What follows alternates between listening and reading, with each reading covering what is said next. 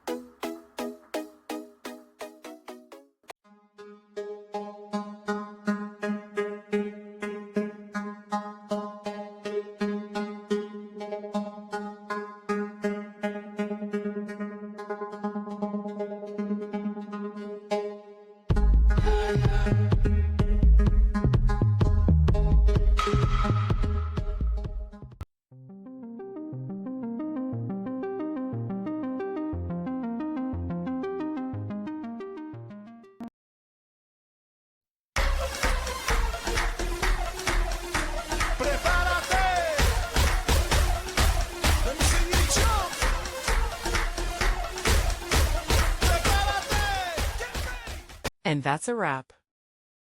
I hope you found the answer you were looking for.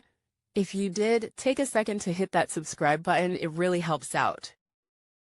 And let me know in the comments which solution worked best for you. See you next time in the debug zone.